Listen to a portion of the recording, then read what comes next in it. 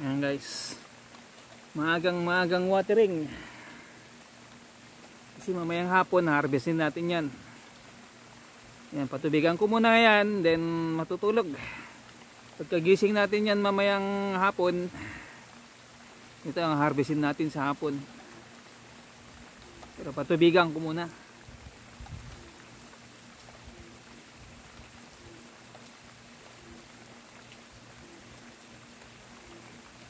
Mamayang hapon yan, harvestin natin. Yan ang first harvest natin ng beans.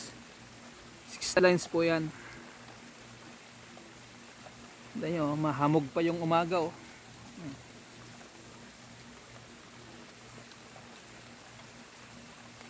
Kauwi ko lang galing sa biyahe. Kasi sa delivery ako kagabi.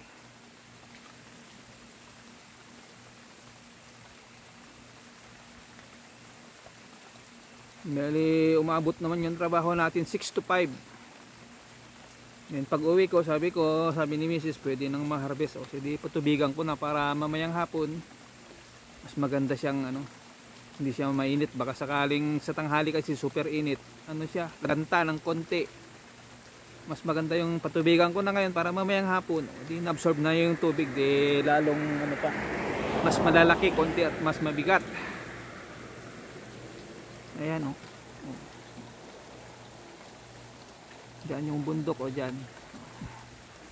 Kita nyo, ayan, nakailaw pa yung mga ano, street light. Alas 6 pa lang eh. Ayan. Yung pinakamaliwanag namin dito, alas 7 na, ganun, mga 6:45. Nag-uumpisa nang lumiwanag yan. Ganyan dito sa gabi o mahamog. Ayan, sa bundok na yan o. Diyan kami nakatago. Diyan kami nakatira sa bandar yan. Diyan kung saan nakatapat. Ayan, patuligan lang natin yan saglit, 5 minutes lang yan. 6 na linya yan. Bukas makikita nyo, ilalive ko yung ano nyan, yung pag-harvest namin.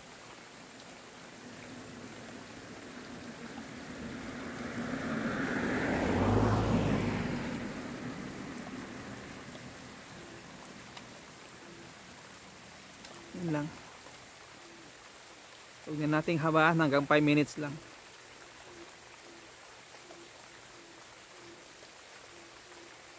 Kasi 2 araw nang hindi umulan, super init naman yung sa tanghali, so tuyong-tuyo. Kaya ngayon patubigan na natin para mamayang hapon ready for harvest na ang ating first harvest ng kidney beans dito sa Garden 1.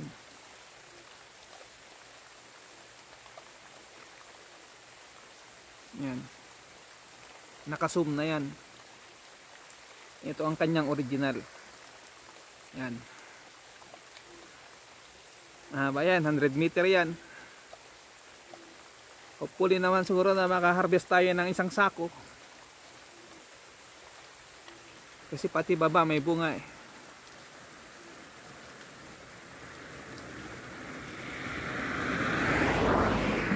Mga maaga rin yan, mga galing din sa trabaho yan, yung mga panggabi.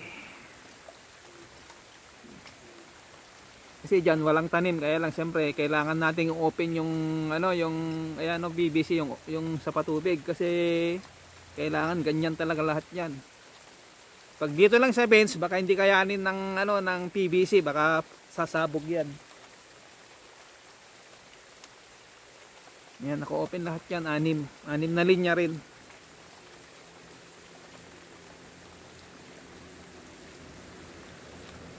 Konting ano na lang, at tayo pa uwi na rin para makatulog muna.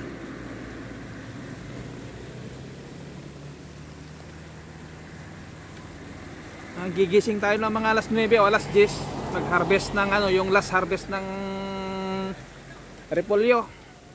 Then after ng repolyo, pag uwi matutulog ulit mga 1 to 3 ganun. Then mga alas 3 punta na tayo dito mag-harvest, mga 3:30 ganun. Kasi ito mga 1 oras lang naman yung harvestan. So hanggang sa muli po, thank you. Tayo uwi na, mag-i-end na tayo.